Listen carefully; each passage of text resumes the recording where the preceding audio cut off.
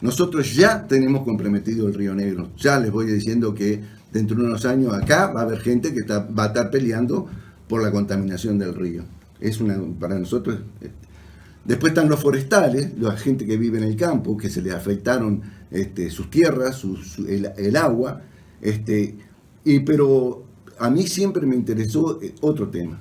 Cuando nosotros hablamos de una planta de celulosa, que uno la ve cuando pasa por arriba del puente, o cuando ve una foto de una planta industrial de UPM, nosotros vemos la punta de un iceberg. Detrás de ella hay tierras que poseen ellos para alimentar a esa planta.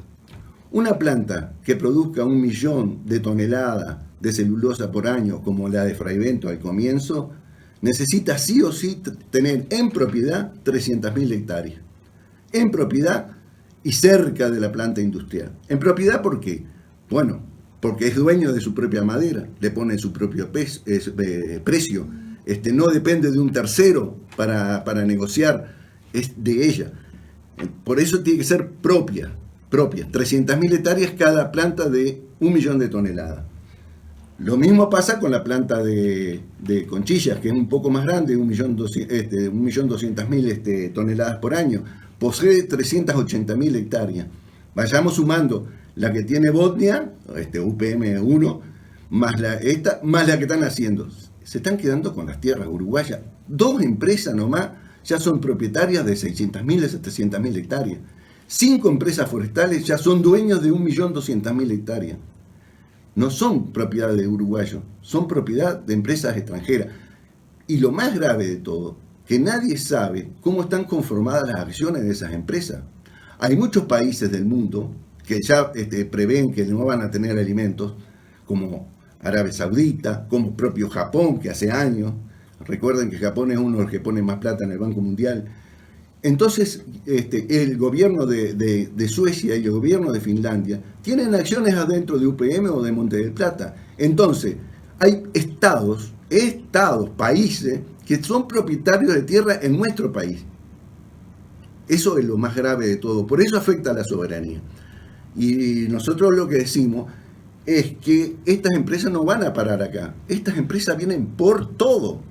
Acá están proyectadas, y lo dijo un expresidente, que se van a quejar de esta planta que está en Durano si vienen 4 o 5 más. Bueno, una es Portucel, que hace años que vinieron a ver las tierras y tienen que... entonces están adquiriendo tierras en Uruguay, vienen por más, y nuestra intención es frenarlas, por lo menos frenarlas. Estas empresas, si son, por ejemplo, llevan su ganancia que antes las tenían los uruguayos y pagaban sus impuestos acá, esas ganancias se las lleven para sus países de origen. Es decir, son empresas que no van a aportar lo que tienen que aportar por el hecho de darle zona franca. Imagínate que UPM2, esta que están haciendo, al darle la concesión de zona franca, no va a pagar 155 millones de dólares por año de IRAE que paga cualquier empresa, que paga Conaprole, que tiene muchísimos más empleados y que tiene muchísimas menos hectáreas afectadas. La lechería en Uruguay tiene 500.000 hectáreas y yendo a menos porque los tambos se van concentrando. En cambio estos tienen 1.200.000 y dan trabajo. ¿A quién dan trabajo? En Fraivento trabajan 210 personas, 70 son de Fraivento. En proceso trabajan 1.500 personas que bien podrían trabajar en un plan de viviendas para el Uruguay. Faltan 70.000 viviendas. Vaya si podrán trabajar más de 1.500 personas. Y por trabajo también mañana pueden hacer una gran cárcel o una gran construcción, pero el asunto después es lo que queda después. O sea, ese es el problema. Del país. Se está cambiando la matriz productiva, estamos perdiendo productores. Se perdieron 11.500 productores que producían alimentos, que pagaban impuestos. Esos han vendido sus campos a estas empresas. El dueño del campo ha vendido su campo, muy bien vendido, se han venido para las ciudades, se han puesto plata en los bancos, pero los empleados se han ido a las periferias de las ciudades. Hay 650 asentamientos en el Uruguay. A mí me gustaría preguntarle, ¿de dónde vienen? Vienen del campo, pero vienen del campo si uno los ve los caballos por todos lados, ve los aperos colgados en los asentamientos. La planta de UPM1, en la planta trabajan solamente 218 personas por planilla, ¿verdad? Controlados por planilla de trabajo. 218 personas, o sea que prácticamente, y la mayoría no son de Fraiventos, son 70 personas de Fraiventos, y el resto son extranjeros, algunos de Mercedes, y algunos de otras localidades. Pero en definitiva, uno recorre la planta de punta a punta, y yo la recorrí personalmente, no había nadie dentro de la planta, veía camiones llegando con madera, entra, la procesan, todo es automático. Y no solamente no trabajan en planta, sino trabajan los camiones, ¿verdad?, que van a perder el trabajo. El área laboral del transporte va a tener una merma muy importante con esta planta que se va a efectuar en Paso de los Toros. Y creemos que, sin duda alguna, el trabajo, como bien decía Horacio, el trabajo de los productores agropecuarios se va a ver disminuido, trayendo miseria, ¿verdad?, en gran proporción, porque justamente todos estos trabajadores que cree uno que van a trabajar por 5 años en la construcción de la planta, o 3 años, ¿verdad?, después, como pasó con UPM, quedaron sin trabajo, y hoy día uno recorre la ciudad de Fraiventos, la visita y no ve gente, y no ve el cambio que se iba a producir. Yo recuerdo cuando fuimos hace unos años atrás, cuando se iba a construir la planta de celulosa en Fraiventos, fuimos a La Armonía, estaba lleno de gente, y se nos decía que iba a haber 7.000 trabajadores dependiendo de esta planta. De los 7.000 quedaron en 218 en planta, y el resto del transporte, que es independiente, y algún taller mecánico que trabajaba con el agro y trabajaba con los tamberos. Seguro. Y trabajaba en la otra producción nacional que está mermando y que está desapareciendo. Eso voy a preguntar. ¿Cuántas hectáreas sin producir se están afectando? Que uno miraba la cosechadora, una cosechadora hace unos años atrás, llena de trabajadores, los embolsadores, eso cambió, la tecnología ha cambiado el agro, sin duda alguna, pero daba más trabajo que, en definitiva, esta planta. En definitiva, uno mira hacia un futuro, y un Uruguay lleno de árboles, ¿verdad? Porque hoy día se quería afectar no solamente las tierras de bajo índice CONIAT, sino se quiere afectar la de alta producción, porque no les va a dar, y en definitiva nos va a llevar a que esta tierra que producía alimentos, ¿verdad?, que el mundo, como decía bien Horacio, necesita alimentos, va al desmedro del trabajador. Camiones, obviamente que sí, que hay generación de puestos de trabajo, son 250 camiones que llevan 500 viajes por día a las plantas, pero nosotros, un país absolutamente con otra matriz productiva, agropecuaria, pero distinta, tendría muchísimo más movimiento. Yo te voy a dar un ejemplo bien claro de lo que es el trabajo. Mira, en las distintas actividades agropecuarias está determinada cuántas personas trabajan cada 1.000 hectáreas. Las que más dan trabajo son los viñedos, las granjas, que se calcula arriba de 150 personas cada 1.000 hectáreas. Después viene bajando. Tenemos como muy fuente de trabajo la lechería. La lechería provee 20 puestos de trabajo cada 1.000 hectáreas. Después, un poco más abajo, viene la agricultura, que da 10 puestos de trabajo cada 1.000 hectáreas. Después vienen las estancias, estas estancias extensivas, que quizás eso es uno de los puntos que sería conveniente potenciar y cambiar. Da 5 puestos de trabajo cada 1.000 hectáreas.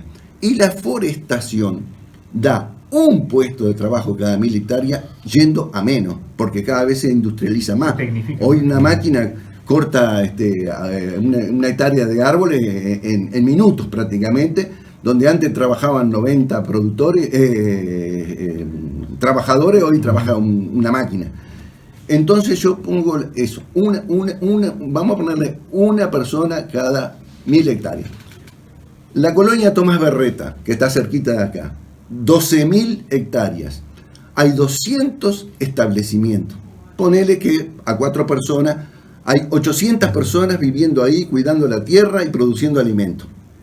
¿Está? 800 personas en 12.000 hectáreas. Vamos a suponerla que ahora son 12.000 hectáreas de forestación. Trabajarían 12 personas. Es decir, a 800 personas, restale 12 y te queda una diferencia de 788 personas. Eso es lo que ha venido pasando en el Uruguay. en distintas zonas, no en una zona concentrada, en distintas partes. Entonces, cada productor, ¿qué es lo que pasa? Que un establecimiento, una forestal compra una estancia, por ejemplo, o un campo, y se van 4 personas. Pero nadie sabe, el periodismo no sabe que se fueron 4, la gente no sabe que se fueron 4, porque fue una gotita que se fue. Nosotros hacemos el esfuerzo de que se entere la gente, pero no le llegó a la gente. En cambio, viene una planta, 1.500 personas, se bajan de ómnibus, arman una planta en 2 años, parece que fue un trabajo bárbaro, pero no se sabe cuánta gente se perdió. Ustedes buscan las 300.000 firmas, vamos a suponer que se llega. Sí. Se va, se hace la campaña, se va a la consulta popular. Sí. Se logra el objetivo. Sí. Cae el contrato que uno Cae el determinó. contrato, sí. ¿Y qué pasa entonces? ¿Qué pasaría en ese caso? Para explicarte un poquito, este movimiento lo inicia Ovenir Sartú, que es un abogado. Y él sería mucho más una persona autorizada para explicarte eso, pero más o menos. Cae el contrato y se le anularían todas estas ventajas para la fábrica. Por un lado pensamos, ¿qué puede hacer la fábrica? Irse después de tener todo montado, después de tener todas las plantaciones hechas, posiblemente no. Sí, hacer un contrato nuevo. Y ahí Uruguay buscar sus ventajas, ¿verdad? Que no todas las ventajas sean para la fábrica. Ese sería el lado positivo. El lado negativo... ¿No se pondría el Estado del gobierno uruguayo a una demanda, por ejemplo? Pero por supuesto. Pero digo, como primer punto, este contrato, como ya lo expliqué, o lo explicó Horacio, fue firmado por 3 personas que no eran ni el presidente, ni el vicepresidente, ni los ministros, fueron... Ni los parlamentarios. Ni parlamentarios. Fueron 3 personas que no lo votamos, que no representan, por lo tanto, al pueblo uruguayo, que firmaron... Pero alguien los envió, alguien los mandató. El pueblo uruguayo no. Entonces, por ahí puede ser, frente a una corte internacional, de que los abogados, no es trabajo mío, se encarguen de decir este contrato fue firmado por gente que no estaba autorizado por el pueblo. Además de eso, incumplimientos de todo tipo y calibre. Por ejemplo, de empezar a hacer una fábrica y no presentar los planos, como pasó. O los impactos ambientales. O los impactos ambientales que van a provocar. Pero aparte lo principal, que si se rompió el contrato quiere decir que nosotros juntamos las 300.000 firmas. Y a su vez hubo un plebiscito y el pueblo uruguayo votó. Eso es una gran fuerza en cualquier corte internacional. En cualquier corte internacional. Cuando un pueblo no quiere algo, es difícil que den en contra. Pero a su vez, si se rompe el contrato, vamos a empezar a recaudar 155 millones de dólares de impuestos, que no se van a pagar en Finlandia, se van a pagar en Uruguay. Vamos a cobrarle el agua, que ahora cotiza en bolsa. Yo saqué los cálculos. ¿Saben cuánta plata es? Son $40.000 diario del uso de agua, si le fuéramos a cobrar a un precio de Wall Street. Son 740 millones de dólares. No vamos a hablar del agua que se llevan los árboles, porque es incalculable. Creo que arriba de 40.000 millones de dólares. No vamos a hablar de la corriente eléctrica, que no vamos a estar obligados a comprarla. Es un dineral. Comprar una cosa y venderla más barato es una cosa insólita. De eso nos vamos a liberar. Vamos a generar trabajo. Y lo principal de todo es que si nosotros logramos frenar esta idea que tienen las empresas para venir a ubicarse en el Uruguay, no se va a extender más la forestación y por lo tanto no se van a vender más en nuestra patria, no se van a vender los campos. Vamos a poder mantener los productores y mantener los productores uruguayos en el campo produciendo y pagando impuestos es incalculable el dineral. Y sobre todo la cosa, la dignidad del país, la defensa. Soberanía. Porque si tenemos que pagar, bueno, vayamos a pagar, que yo estoy muy seguro que va a ser mucho menos lo que se llevan. El caudal del agua del Río Negro a la altura que se va a entrar a la planta es muy bajo, por lo tanto se va a hacer una expansión de un lago Pero esta planta elimina 100 kilos de fósforo por día, ¿verdad? El Río Negro está saturado de fósforo, ya no da más. Eso trae las algas, ¿verdad? Y por otro lado las cianobacterias, que el río, si ustedes lo recorren durante todo el año, ya está saturado de fósforo por la producción agropecuaria, los feedlots, lo que no hay planta de tratamiento de los residuos de las ciudades, urbanos, ¿verdad? Todo eso trae aparejado, sin duda alguna, que nuestro Río Negro ya no resiste más ningún tipo de agresión.